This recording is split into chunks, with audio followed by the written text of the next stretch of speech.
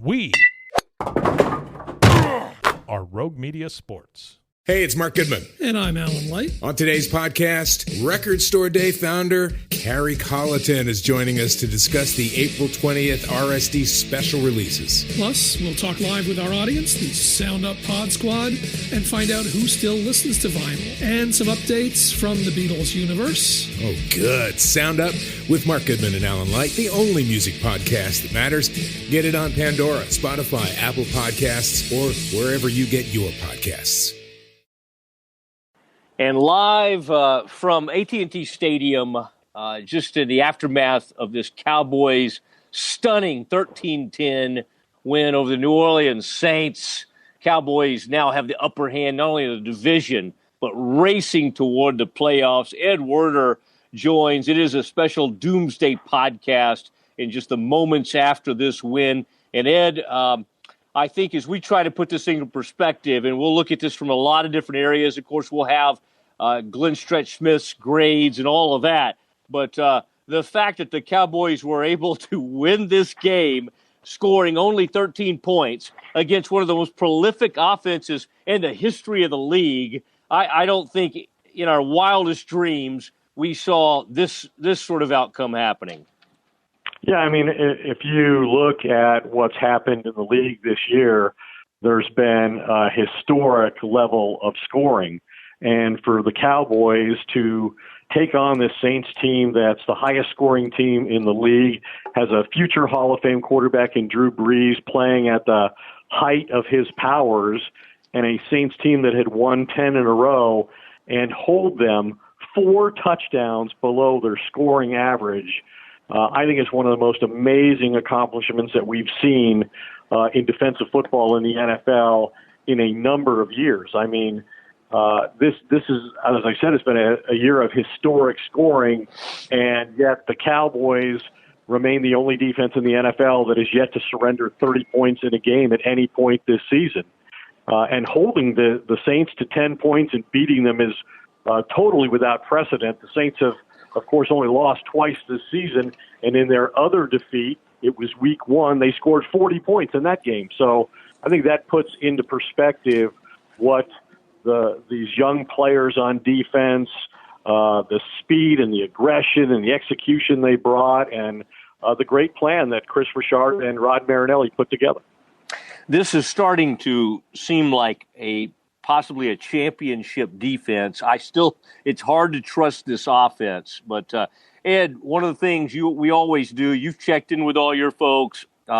We've got some good stuff. I got to talk to Jerry after the game, and then got some interesting things to share with our audience, Ed, as far as what Jason Garrett did to try to get Randy Gregory's attention after the game.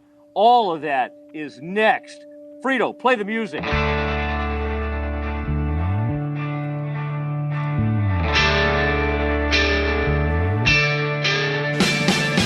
And it is time for that Doomsday Podcast, and Ed Werder joining me, Matt Mosley, Frito Nation Productions. We are on site at AT&T Stadium after this one, and from another luxury suite, the Nation family, kind enough to let us into the luxury suite this evening. Ed, I got to say, as much as I'm, we'll talk about, and I know you're always come up with unbelievable numbers, what the Cowboys were able to accomplish in holding the Saints to 10 points and winning this 13-10. But when they did fumble late in the game, and Dak, that's an issue. We're going to have to address that at some point. 11 fumbles now in the season by my count.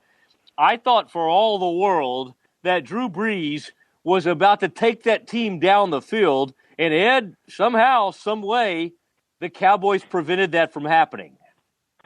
Well, I think, there were a lot of big plays in the game, but the one that kind of clinched it, I think, was, Jordan Lewis's interception.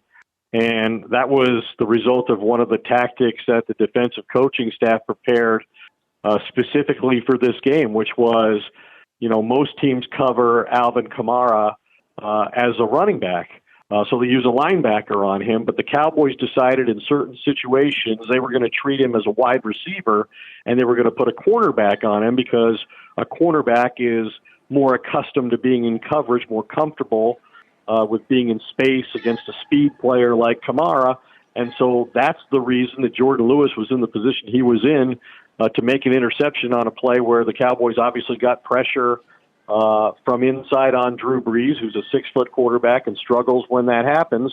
And he said he was just trying to throw the football away, but Jordan Lewis came up with a terrific interception on a ball that was very close to striking the turf and achieving Brees' objective of stopping the clock and living to play another down. So talking to somebody with the team after the game, they told me that was totally Chris Richard development, and it's a credit to him for using all of their players. And that's something I think the Cowboys have excelled at throughout the course of the season, and they're really seeing the difference that a single position coach can make, although he's been granted broader powers than just passing game, coordinator. Obviously, Rod said earlier in the season he was allowing Richard to call the defenses by and large.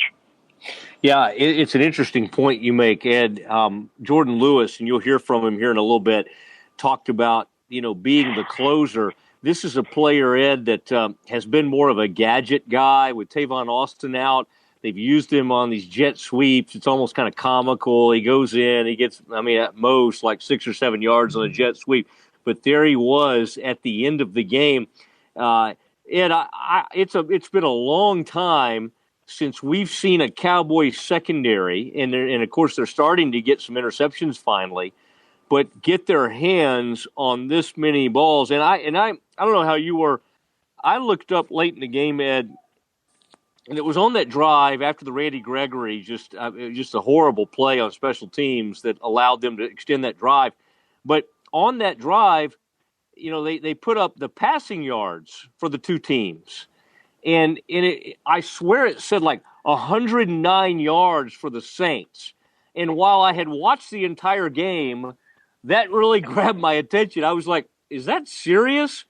Somehow Drew Brees, the great Drew Brees, has been held to 109 yards. Ed, this is you're right. This is sort of a historic performance by the Cowboys.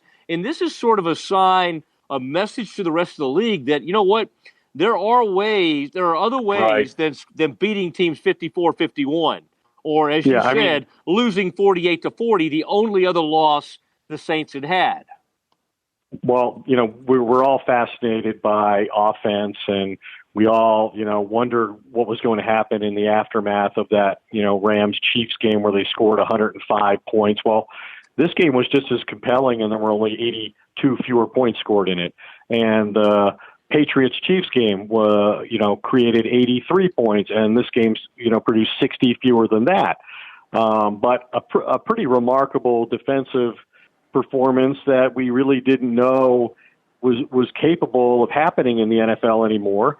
But I think it's a credit to sort of what Rod Marinelli said that was unique about this collection of defensive players, which is, before the game, he was asked how he's going to stop the Saints. He said, we have to do the ordinary better than anybody else. We have to use our speed. That's our weapon, our speed and our athleticism. And they go into this game against a Saints team that had not trailed in any of its previous 18 quarters, and the Cowboys never allowed them to lead the game. In fact, the Saints played from behind from the very beginning since the Cowboys scored on their first possession.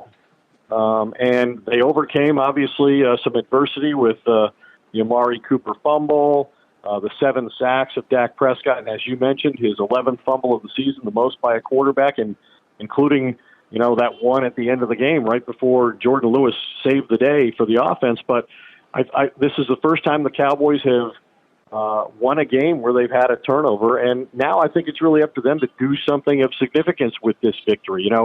Every other team in their division had to have written this down as a loss for Dallas based on how badly they themselves had lost to the Saints. The Saints had owned this division. They beat the Giants 33-18. They beat the Redskins 43-19. They beat the Eagles 48-7. So for the Cowboys to play a completely different kind of game, which, to the credit of Stephen Jones and Jerry, that's what they contended, right? This was sort of a test of the legitimacy of the Cowboys' team-building philosophy, which is you can still, in this day and age, run the football and play great defense and beat these high-scoring, one-dimensional offensive teams, and they proved that possible, at least on this night. Ed, you have been with Jerry on a lot of nights where he almost didn't make it to sleep.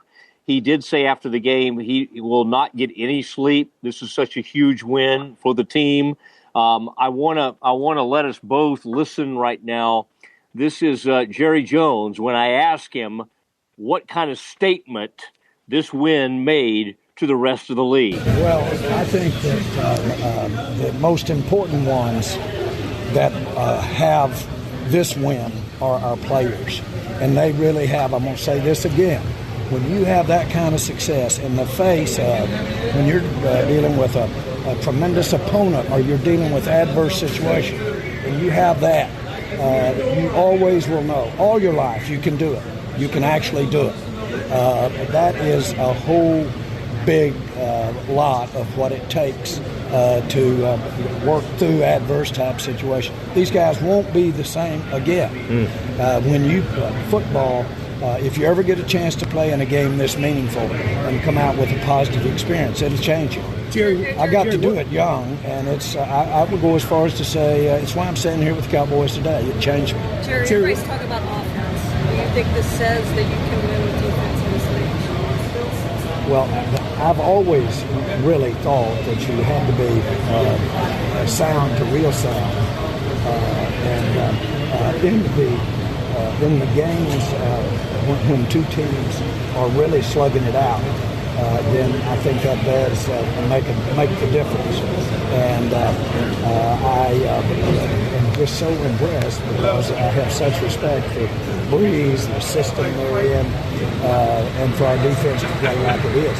But they had a defense that I was really appreciative of and respect. And I thought our offensive line, especially early, was doing a great physical job against them. Jerry, what did Jason say to the team Wednesday night? He supposedly gave this big impassioned speech that really got them up. I mean, do you know what he said to them? What the message was? I do not. No.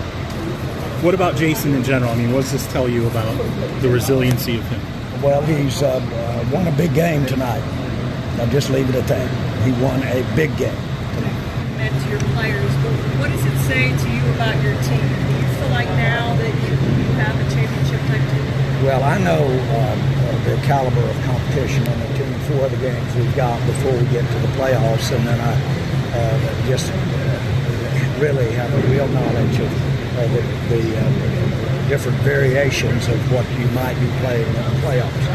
And so when you get there, you need to be physical and you need to be on the road.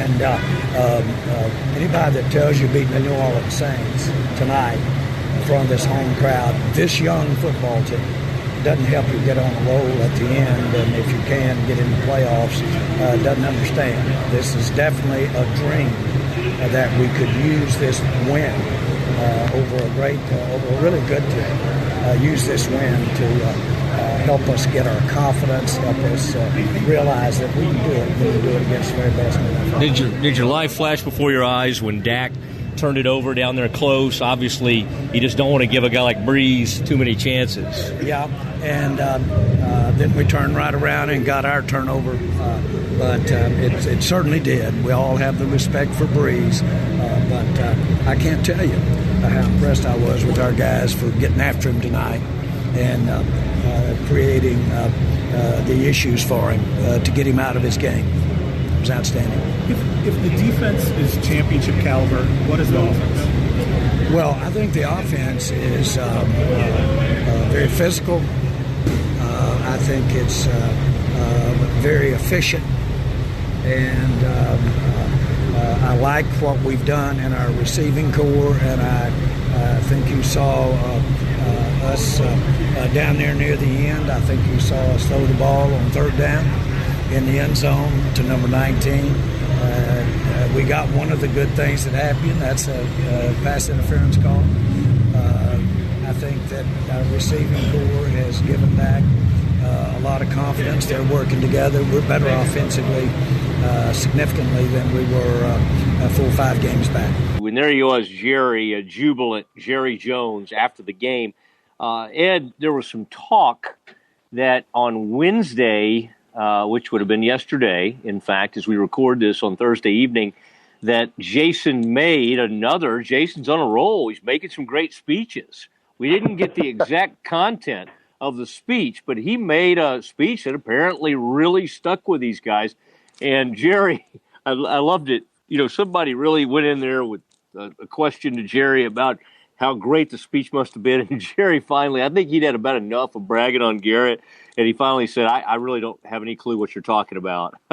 So it was I kind of liked how Jerry handled that.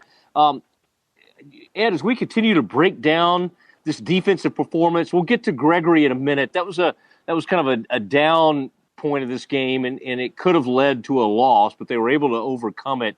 What did you make of, and we'll get Stretch's grades here in a minute, but the way the Cowboys defended these wide receivers, pretty physical with them. In fact, there were some calls tonight. They did get hit with some holding penalties and a couple of pass interferences. But what did you make of the way they kind of got in there and were extremely physical with these wide receivers? Well, I think that's kind of the hallmark of the way that Chris Richard wants to play. That's the new concept and approach that he brought to Dallas from Seattle, which was to get up on these receivers and be physical with them at the line of scrimmage. And I think there's been a lot of criticism of NFL teams not disguising defenses, sort of just kind of giving up with these limitations that they're under as far as the rules are concerned. And yet we saw a Cowboys secondary tonight that really challenged the Saints receivers. I mean, I think they refused to really concede anything. They prevented any kind of significant separation, and that forced Brees, who was already, as we said, under extraordinary pressure most of the night, to throw into uncharacteristically tight windows. And even when he managed to complete passes, the Cowboys tackled immediately and really denied the Saints any significant yards after the catch on almost every defensive play that there was in the game.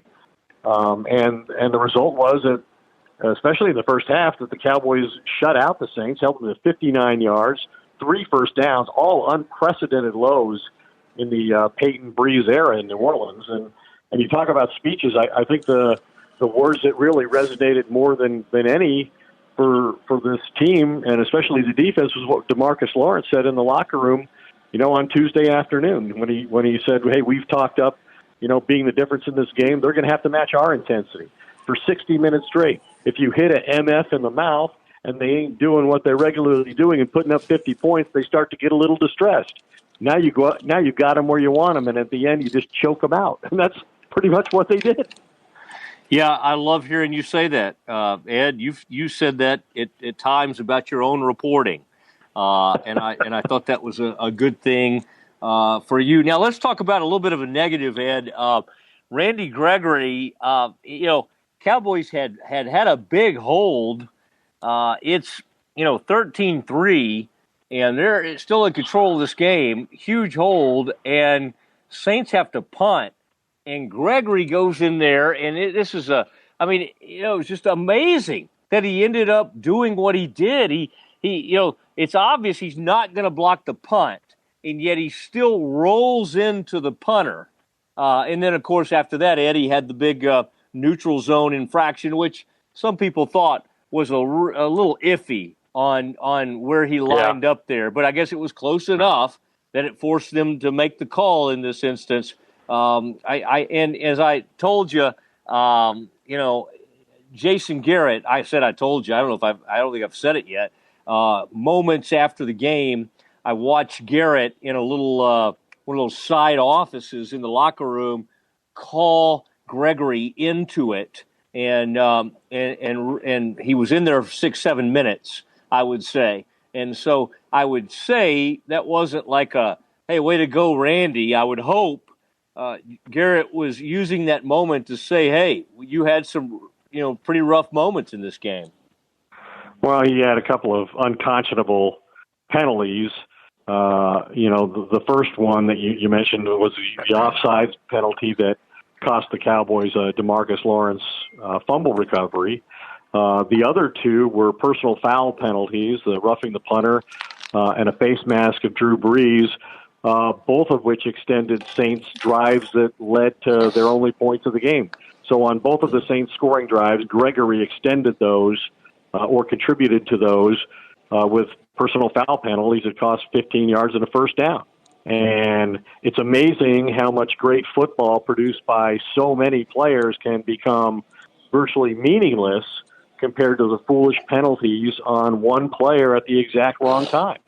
It was totally possible that Randy Gregory's mistakes were going to cost the Cowboys a game in which they had dominated throughout defensively. So, I think they have one guy who can empathize with Gregory's mistakes as assistant defensive line coach, Leon Lett. Obviously overcame some serious errors during the course of his career, and many people thought that the Cowboys maybe should release him after the one where he slid into the football in the Thanksgiving game in the ice and hail. And Jimmy didn't do that, and he stuck with him, and Lett obviously had a very significant presence on a Cowboys defensive line for their Super Bowl team. So Randy Gregory cannot make those kinds of mistakes, especially given all the chances that this team has given him. Yeah, it is. It's remarkable, what he has done and sort of been through. And, every time you sort of think, oh, man, he makes some incredible plays. He certainly has speed around the end, all of that. And then something happens to really make you second guess what they've done with him. All right, Ed. The Cowboys were fortunate that Von Bell had a Randy Gregory moment himself, right, in the fourth quarter when Dak threw an incomplete pass in scoring position on third down, and he got a roughing the passer penalty for hitting Prescott in the head. So he made one mistake, but Gregory made three, one costing the Cowboys a turnover, and the other two both occurring on the Saints' only two scoring drives of the night. Yeah, it's something that definitely they need to get straightened out, and hopefully Garrett had a heart-to-heart with him and is able to do that.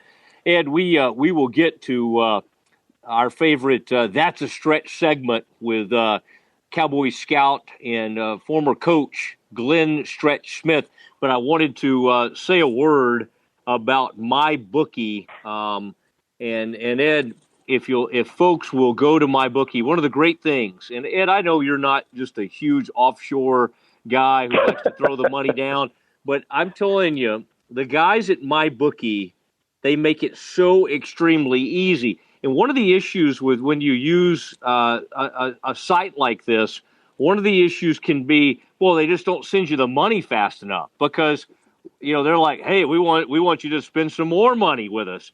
They pay quickly. They have an incredible mobile site. And one of the things they've done, because we've had so much success with Doomsday and MyBookie, basically, if you will put the promo code Doomsday, DOOMSDAY, up to $1,000 is what they will throw in there into your account, and they will help you out in that way. MyBookie continues to be just an extremely good place out there to do business. In fact, Ed, I'm not a big gambler. I'm too Baptist for that. But the truth of the matter is, when I'm trying to look at all these games, college and pro, I go on the site to MyBookie, and I'm constantly looking there. And for fantasy players, I mean, you can do the fantasy stuff, over, under on the players, all of that with MyBookie.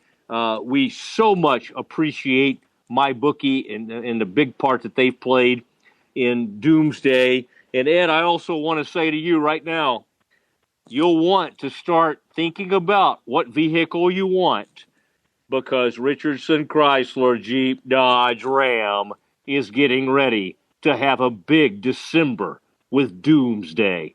I'll just leave it that way. Yeah.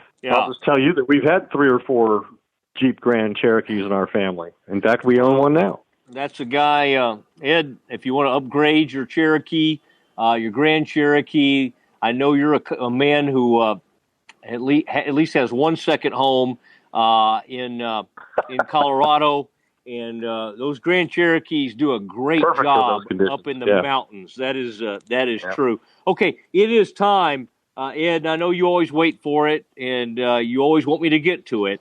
It's time to talk to Glenn Stretch Smith on That's a Stretch. And Stretch, you and I are in a luxury suite right now, high above the stadium, in the aftermath of this 13-10 victory for the Cowboys. I think you and I both said this. First team to 13 would win this game against, and of course, Ed Werder will be back. You'll hear him in a minute. But right now, it's just Stretch and Mosley talking some ball, as we like to do. Stretch, first of all, before we jump into the defense, and you and I we were kind of up there together in the press box tonight. How shocked were you, not only that the Cowboys won, but that it was this result, that the score ended up being what it was? Yeah, I thought it was interesting. Early on in the game, I thought that the Cowboys really set the tone for what was a physical football game for 60 minutes. I mean, I don't know that I've seen this physical a game, I'm talking about on the defensive side of the football, in a long time. And when you think about how really they came off, with Lawrence making the statements early in the week, Matt, and saying, you know what, hey, we're going to get after him. And sure enough, I mean, that's exactly what they did. I mean, you saw their inside guys. I mean, you saw Woods, you saw Collins, you saw Croft. All those guys from an inside standpoint were really getting pressure up inside. And when you can do that, then that allows those ends to be edge players. Lawrence, Gregory, I mean, they were coming off the edge and really causing Drew Brees some issues. And I guess I was shocked at really the physicality that the defense really laid on the line tonight. All right, I looked up fairly late in the game. I think it was fourth quarter. It might have been on that drive where the Saints actually did go down and score finally, where Randy Gregory just lost his mind, and we'll get to him. But I look up on the screen, and they had the Saints with like 106 yards passing, and I thought, I mean, this is Drew Brees. This is a guy having an MVP-like season. So let's start giving the grades as we love to do with you. And Stretch, I think it'd be fitting. Let's start with the secondary for the Cowboys. A couple of penalties here and there, pass interference, a holding penalty. But what did you make of the secondary, especially given the fact that Michael Thomas and some of these big-time wide receivers were really slowed down tonight? Yeah, just the secondary getting their hands on footballs. I hadn't seen a Cowboys secondary get their hands on so many balls in a long time. Now, unfortunately, Byron Jones grabbed late. He felt like he was out of position, but I thought he played an outstanding game. I mean, Awuzie getting his hands on the ball, and obviously Lewis made the interception. Brown, I got a little frustrated with him. Had he kept his feet on the one touchdown play, I mean, he's there to make a play. But grading the secondary. But he had the sack. He had the sack. No question. And that's what I was going to say. Grading the secondary with how they tackled, with how they covered, with their physical presence and what they did, I got to give that group an A. Oh, an A. An A. We start with the secondary. Let's move to the linebackers. We have bragged a lot on Mr. Van Der Esch. Another physical game for him. Made some plays. The guy always seems to be a sure tackler. And even 51. Where did this young man come from? Quran somebody. I mean, he just kind of dropped in like the stork or something. They just dropped him off, and the guy's making some plays. How'd you have the linebackers in this one? I think that's the group that has really taken the leadership role of this football team, and they have shown by example from a physical standpoint. I mean, Van Der Esch on the 4th and goal down there, I mean, is blowing it up in there, and I mean, it's violent. You see Jalen chase the screen, and really, I mean, he hit Kamara, and they probably could have thrown a flag on that, but I mean, he got up and went directly to the tent. I mean, it was an awesome blow on the sideline. But I think this group, and as hard as this is for me to say, because I was very critical of the pick when they made it, being Van Der Esch, he is big time, and you see what he's doing, how he's doing it, and I really felt like that would be the matchup of the game, was could he run with Kamara out of the backfield, and he was all over the field. A+ for the linebackers. I haven't seen this group play that well in a long time. Whoa, a rare A+ from Stretch. Not a guy who usually hands out those kind of quality grades. By the way, Stretch, on a point you just made about we talked about this draft a lot. Derwin James was the number 17 pick with the Chargers. Jair Alexander with the Green Bay Packers at 18. And while they've had a rough year at Green Bay, that kid's played extremely well. And then, of course, Van Der Esch coming at 19. How about that? A pretty great stretch of players. And I think in the wasn't draft. Payne right before that, about 17, 16, if I can remember right. I think Payne was right before that. So, yeah, I mean, I think that you really, we all were kind of thinking Ridley, right, when they initially made the pick. 26th, I believe, yeah. But I tell you what, I mean, I couldn't have been any – I can't tell you how impressed I am with Van Der Esch, his style of play, the fact that he stayed on the field. I mean, he had some injury issues getting dinged at Boise, but the fact that he has stayed on the field and played so physical, I mean, it's beyond something that I could have ever imagined. And hey, for that, I'm while we're grading people, hell, let's give the scouting department a good grade for picking that guy, because you know what? They knew what they were doing. Yeah, and the Cowboys continue to really look good on some of these linebacker picks that they had. Sean Lee, one of the great things is they haven't had to rush him back at all. He'll be helpful. It's not like they won't play him, but they can let him rest as long as he needs. There's a thought that maybe he'll be back for the Eagles game on the 9th. And so I think that's a pretty good situation to be in. Okay, let's talk about this front four, because, to hold down Drew Brees like they did, you had to have a great game from this group. And they played all night. It wasn't. I was really kind of concerned coming out after the half, Matt, because, I mean, the Cowboys had controlled the time of possession in the first half, and I thought, okay, I hope they can get their motor cranked up coming out after the half. And I didn't see them back off at all. I really saw a front four that played with the same passion that the linebackers are playing with. Now, I'm not going to grade them as high as I graded the linebackers, because I still thought that there were a few things that I would have liked to have seen. But overall, when you think about the pressure that they were able to put on them across the board, you got to give that group an A. And I'm telling you, the best defensive game I've seen the Cowboys play in years.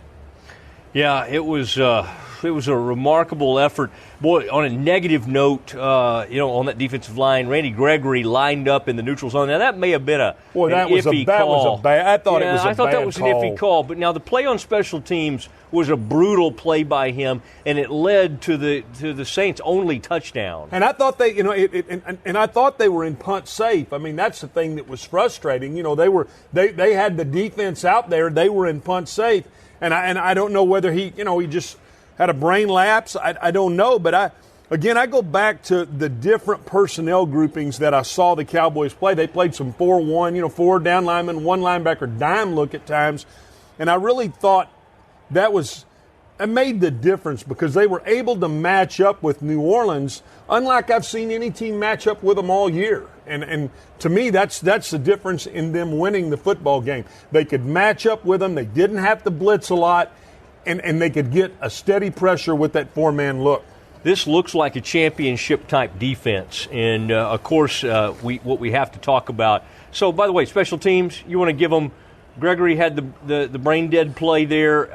But, by the way, big special teams play down here where it looked like the Cowboys were going to be pinned back on the 1-yard line. The kid the player for New Orleans had his forearm on the goal line. Cowboys get on the 20. Thought that loomed large in this game. Huge 19-yard play. I can't imagine what Gregory was thinking. I mean, I know that young man has got a motor that runs, and you don't want to dial him back at all. But, boy, you got to be smarter than that. And I'm frustrated with how the special teams kind of continue to be a bugaboo for what they've done the last few weeks. And we've talked about it.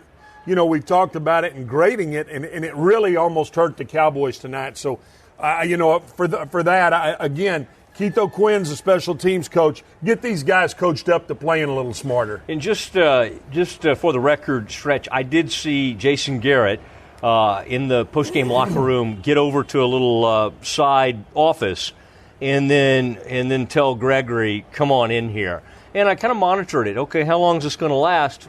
Gregory, 5-6 minutes, and he still hadn't come out of there. So, a lot of times we get on Garrett. Oh, he doesn't do anything. He doesn't get on these guys. Immediately after the game, I did see him call him in. I don't know what happened in there, but I did see him call him in to visit with. Let's go over the offensive side of the ball. And let's start Stretch. We usually start with the receivers. Let's actually go to the quarterback. This is a game that Dak had some good moments. He hit Gallup on a big 40-yard play early, and then also in the second half he missed him on a play you just had to have a busted coverage where I say it's a busted coverage. The guy, he put a great move. He ran a double move. A double move. The guy just fell down, and he was wide open. Yeah, and the bigger concern for me, Matt, was the 2 throws before that where he threw the fade and he threw it 5 yards out of bounds. I mean, it was a very, also very poor throw. Yeah.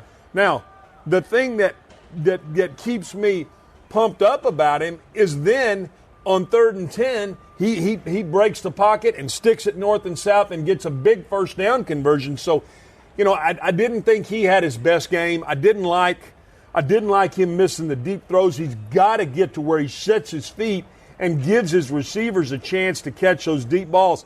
I'm hoping that with time he'll get to hook up with these guys. But again, missing that deep ball, that's a critical deep ball. Throwing the ball out of bounds. I mean, I just give him barely a B tonight in what I feel like was an okay performance. And you would have given him a C or even worse if that turnover, I think, that had he not gotten that first down, Matt, had he not gotten I know, but also absolutely. The turnover down here gave them another shot. And he's had trouble all year, kind of controlling the football. There early in the year, he had a couple of bounces bounce right to him. He's got to protect the football more. So 11 fumbles now on the season. Yeah, he's got to protect the football more. Here's the other thing that I'm going to say before we move on from Dak too.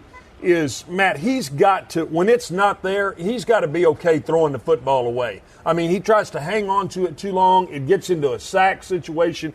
He's got to know, hey, if it isn't there and you don't feel right, just throw it away and we'll live to fight another down. It's 2nd and 10, not 2nd and 18, 2nd and 20. Yeah. And he doesn't, it always, when somebody's coming at his face and he still doesn't get rid of it. When he sees the guy coming at him, okay, running back, Zeke had a really nice run on that drive where they really were running that clock and got it deep down there. He had a really punishing drive there, or punishing run. But overall, not a huge night for him. No, but what I like is when they're shutting him down, he's effective in the screen game. He's effective catching the football. I mean, he gets it north and south and goes with it. I almost am going to put Noah Brown in. I want to grade him with the running backs. I mean, again, tonight, they let him be kind of a fullback type guy, motioning him some. I didn't see a lot out of him, but I like that they're using different personnel groupings to try to get a hat on a hat for Zeke. I thought tonight's game was a very, blue collar. Hey, he brought his, I know you're a big pimento cheese guy. He brought his pimento cheese and his Dr. Pepper and just played his butt off tonight. And, for that, I'm going to give the running backs a B. Yeah, there's a brand called Prices that I like. It's pretty cheap. And when it gets cool, it gets a little cool this time of year. Pimento cheese is good for the system. Stretch, offensive line. You had a couple of moments there. Our buddy Xavier had it was really funny. I heard somebody say, "Hey, good game, Xavier," after the game. One of the defensive guys, Lawrence, in fact, and said, "Did you watch me?" He was not pleased with his performance. But what did you think of the overall performance? Cameron Fleming having to start over there at left tackle. Yeah, they not a real good night for this group. I mean, had some critical penalties and critical situations. I thought they did okay in protection. They were bull rushed some. Now this is a very good. New Orleans is a very good front, so they were having some issues with some of the stunts and things that they were doing. But that group, again, a borderline C, Matt, because it was just kind of enough to get the win. That's about how they played. Yeah, and boy, they really stayed behind the sticks. Let's look at these wide receivers, and Maury made some really nice plays in the first half. Obviously, Gallup could have had even a bigger play, had the 40-yard play. Could have had another one. He got open on the double move. Beasley, when they finally got 3rd and manageable, Beasley, I thought, made a big third down conversion down there when it was 3rd and 6 or 3rd and 5. What did you think of these wide receivers? The thing that concerns me is I thought it was a bad call. Cooper, kind of dropped the dig. Now, they weren't able to – it was right there in the first half. New Orleans was out of their challenges, so they couldn't challenge that. He also fumbled the ball on a slant. He's got to protect the football better. I did see at least Beasley, got out, ran that option route, converted a big third down. Gallup, yes, he ran a good route on the double move. I thought he ran an okay route on the fade when the ball was deep and thrown out of bounds. Again, Brown, they're using him some. I'm not seeing much out of Hearn. I mean, I just not seeing much there. But this group, to me, just played average tonight, and we have been. I think we've been very positive with this group since Amari got here. Tonight, I just didn't see that same. I didn't see that same juice. Okay. I didn't see that same gear. I didn't see that same go get the football. And so for that, I'm going to give this group a C. C for them. Tight ends on the backside, I actually saw Rico actually go out there and block some people. And Jarwin had one really nice play, 12-yard play. What did you see from the tight ends? They're not very good. I mean, and I know there's times when, but I tell you something. My boy Colonel Schultz, he can't block me in a phone booth. I mean, he is just not physical enough. I think that this is something that when you run a one-back offense, you've got to have some tight ends that can secure the edge. And it's becoming more and more magnified every week. And I thought this is the group, in my mind, from a running game standpoint, that really let that's why Zeke, I think, had 71 yards, something like that. He just didn't have the night because they when you run some of those powers and you got to cut off the backside or you run the tight end power, that guy has to be physical. I mean, I saw Jarwin tonight down when the Cowboys got the ball 1st and goal at the 7.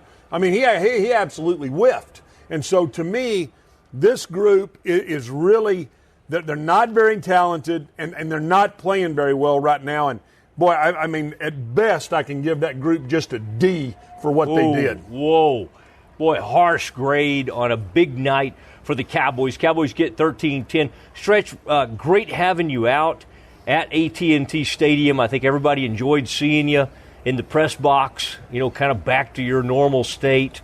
And I appreciate everything. And That's a Stretch continues to be a really good segment for us. Appreciate you. Thanks for having me. There he is. That's a Stretch, Glenn Stretch Smith. Hear him every week on the Doomsday Podcast. And, as we kind of... We're going to hire a Doomsday censor, I think. Well, I mean, this was the first week, about in a month. No he's had a little talking. I think Jason Garrett got him in the side room and had a little chat with him after Andy Gregory, maybe. I think you're right. I think the profanity was missing in this one, and I think it had something to do. Stretch was, giving out A+s, Ed. I mean, that's. I'm not surprised. They deserve it on defense. That's a happy guy. That's a happy man. I think he gave I think the secondary might have gotten an A+. That's pretty. I don't think there were probably too many of those grades on the offensive side of the ball. No. And we need to talk a little offense. Dak continues to put the ball on the ground. He recovered one of them.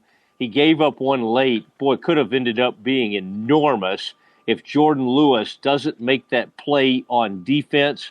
What did you, Ed, that offensive performance, they put up 13, could have had, legitimately could have been up, 17 well, they were up 10 zip. For a while, right? Yeah, but at halftime, easily could have been up 17-0. Maybe you could even make the argument 20. Had to settle for field goals. It was an offense that in the first half kind of did what it needed to do, and then in the second half they just kind of got behind the chains and really didn't do anything until that final drive when they went down there and then fumbled, of course, at the end of it. But all together, I would say offensively, pretty piss-poor performance in the second half. Well, we're going to have to use a censor for you, too, I guess. I'm sorry. That's okay. No, you can be guided by your own morals in this conversation. But I would just I would say that while it was far from flawless and could have ultimately, some of their mistakes could have been fatal, that generally I think they accomplished a couple of important things, one of which was they drove 85 yards with their first possession, and they made a big play to Gallup in there, getting them inside the red zone, and then they didn't score a touchdown, but they scored a field goal, and that gave them a lead and let them play from ahead, and the Saints had not been exposed to trying to overcome a deficit anytime recently. And then even after that, they had, possessions of 16, 14, and 12 plays. So they consumed a lot of clock. That denied Brees opportunities on a night where he wasn't playing very well and needed every one he could get. And talking to some of the offensive coaches, they told me that, that was really the plan, was to use long drive to try to control the tempo of the game and the style of the game. And they acknowledge that they missed some scoring opportunities that would have made it perfect execution, but they're going to take the win regardless. And I think one of the things you saw them do early on was use their knowledge of players in the NFC East to the detriment of the Saints, because they made a clear point early in the game of exploiting Eli Apple, the cornerback that the Saints acquired in a trade at the deadline from the Giants. So the Cowboys are very familiar with his weaknesses, playing him in the NFC East twice a year, and I thought they took full advantage, forcing 3 penalty calls on him and completing several balls on him early in the game. Ed, would you almost say they took a bite out of the apple? I think they took a big bite out of the apple, and then they scored the big touchdown with the screen pass to Ezekiel Elliott, and was just magnificently executed, and great blocks from Joe Looney and Zach Martin he scored untouched. And I think that's the other point maybe that needs to be made here as we talk about the performance of the quarterback and the fact that he was sacked 7 times in this game is, again, they played without Tyron Smith and they won without Tyron Smith, and we hadn't seen them do that in a long time. They essentially have 3 backup players on their starting offensive line right now at center, left guard, and left tackle, and they found a way, while being far from perfect, to execute well enough and avoid making too many turnovers, that they've still been able to have success. What's funny to me, Ed, is while we can knock him for the fumbles, and he's got to shore that up. I mean, that can be a fatal flaw, Dak Prescott. But when in key moments, like when they were 3rd and 10, it is kind of wild to have a ball carrier in your quarterback who is capable of bullying his way. And when he got up and did the scream right after that, they do feed off of him. So as bad as some of that second half was, that was a big moment extending that, because at least, even though he fumbled later in that drive, at least they ate up a lot of clock on that drive. And changed field position and so forth. But you do have to pay those drives off, and if you're going to consistently win against good competition, and going forward, they're going to face more of that, and especially if they make the playoffs. But and we've talked about before that, Dak likes to take a physical approach to playing the quarterback position. It's somewhat unique, and it does energize the crowd. And you heard the reaction of probably, 100,000 people who, for the most part, would like somebody other than Dak Prescott to be the quarterback on 57 of the other snaps during the course of the game. But he did make a couple plays like that, using his mobility to his advantage. But overall, you're right. The play late in the game where they're in scoring position and they have the lead, he has to have much greater awareness that Lael Collins is not being successful blocking Cam Jordan, because it's happening, right in his field of vision, and you just got to make sure he secures the football. To have 11 fumbles, the most in the NFL, and I think he's been sacked now 42 times, which is also the most in the NFL. I think it speaks not only to poor protection at times because of the offensive line situation that we've already just discussed, but also his lack of awareness at key moments in the pocket, and his unwillingness to protect, be aware and protect the football. This can't continue to happen, or it is inevitably going to cost them games. Ed, I thought of you tonight because, this Saints, not only the scouting staff, the general manager, some of these coaches. And I think and I've known Sean a long time, but you unlike me, have kind of kept up a good relationship with him over the years. But now the fact that Sean Payton came in here and his team scored only 10 points. Yeah. Now, the Saints may go on and do great things. Who knows? But that has to kill him. I mean, that has to, because he has a great relationship with Jerry. He has a great relationship with this community. I mean, he lived here for the longest time. Even after, it caused controversy when he was traveling back and forth because he wanted to live here. But I think if you ask Jerry Jones, who's the one guy who you allowed to leave your organization, maybe whose talent you didn't see soon enough and didn't value enough that you would like to coach your team, he'd pick Sean Payton in a heartbeat. Exactly. And if you ask Sean Payton if he could coach any other team in the NFL, which one would it be? I have no doubt whatsoever it would be the Cowboys. He'll take this personally. At the same time, it's not unlike what happened in 2009 when the Saints were 13-0 and the Cowboys upset them in the Superdome, and that led the Saints to 3 consecutive losses to finish the season. But then they went in and swept their way through the playoffs and won the Super Bowl. So they can recover from this sort of thing. They have great personnel. I think Sean will use it to motivate his players. And in all likelihood, they probably like another shot at Dallas in the Superdome for maybe, a playoff with a playoff berth at stake. Wouldn't that be fun? And I think the Doomsday Podcast, Ed, I'm going to make you a promise. If that scenario happens, we will be in New Orleans for that, okay? I can't wait. Yeah, I think it'll be. Who would have predicted tonight that Dak Prescott would finish the game with a higher passer rating than Drew Brees, that Ezekiel Elliott would have more yards from scrimmage than Alvin Kamara and Mark Ingram combined, and that Amari Cooper and Michael Gallup would have more receiving yards than Michael Thomas? Nobody, I think, would have won that trifecta. No, it was that's a good point on your part. Last thing, Ed, I want to leave everybody with. You're always good at putting these things in perspective from a divisional. Do you sort of think, you made the mention earlier that Redskins, Eagles, they had to look at this and go, wow. I mean, we had, like you said, the Cowboys losing this game. Cowboys, and of course they'll face down the road here, they'll face the Colts, a team that they thought might have been a sure win, is looking like a really improved team now. But And they have a coach there who knows them extremely well, and Matt Eagles was their defensive coordinator, who was in the Chris Richard role here last year. That is true. They have a ceremonial defensive coordinator here pretty much every year. But now, Ed, do you think that?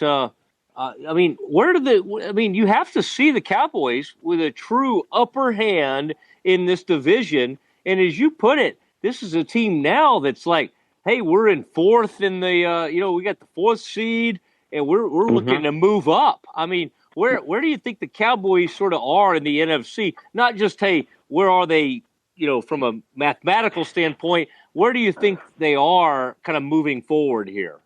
Well, from a psychological point of view, if you consider, the way that Jerry Jones and DeMarcus Lawrence and Amari Cooper talked about, this game as if it were one that they could win, it could be the start of something bigger than maybe they ever really expected was possible this season, that it could almost have a transformative effect on these players. And Jerry even suggested as much after the game. He said, you win something like this against a team that well coached, those kinds of players, a caliber of team like that, and you've done it. The mirror knows you've done it. So he believes that this can be a completely different team in terms of its confidence, its mentality going forward. And then from a practical point of view, I think everybody basically eliminated Washington when they lost, Alex Smith, their starting quarterback. It became Dallas's division to win. And it's more that now than it was before this game was played, because this is going to put pressure on these other teams in the division to keep stride with Dallas by winning this week. And the Eagles play the Redskins, so one of them's got to lose. And the Eagles obviously have 3 games left against the 2 teams in front of them, Dallas and Washington, one of them Monday night. And the Cowboys play Philadelphia next. but they have a huge scheduling advantage in that they don't play again until a week from Monday night. They're at home. The Eagles are playing this Monday night, and then they have to travel to play Dallas. So the Cowboys have a huge advantage from a scheduling standpoint that way. Yeah, and people have groused about the Cowboys for years having a Thanksgiving advantage. This is sort of the post-Thanksgiving advantage that the Cowboys seem to have, and Cowboys have to be feeling great as they get sort of a modified type bye here. Ed, tremendous stuff as always. Doomsday Podcast. We appreciate everybody. Continue to do big numbers, and Spotify.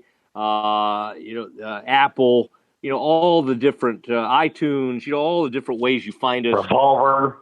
Yeah, Revolver. What a great platform that has been for us, and we're so proud of that association. Facebook.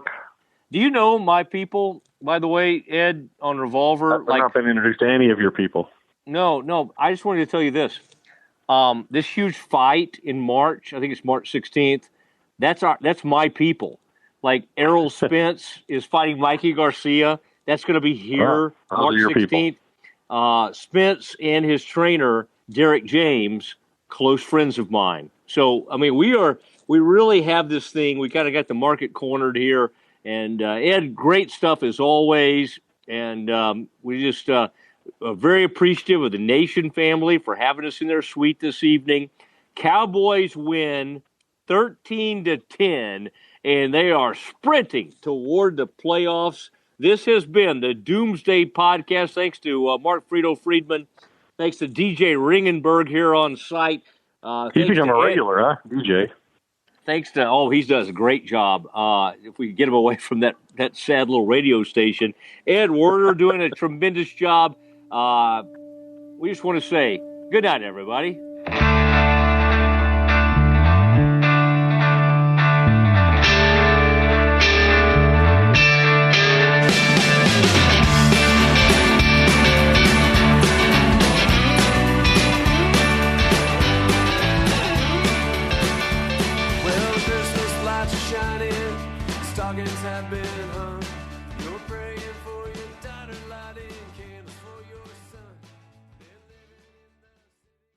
Hey, it's Mark Goodman. And I'm Alan Light. On today's podcast, Record Store Day founder Carrie Colleton is joining us to discuss the April 20th RSD special releases. Plus, we'll talk live with our audience, the Sound Up Pod Squad, and find out who still listens to vinyl. And some updates from the Beatles universe. Oh, good. Sound Up with Mark Goodman and Alan Light, the only music podcast that matters.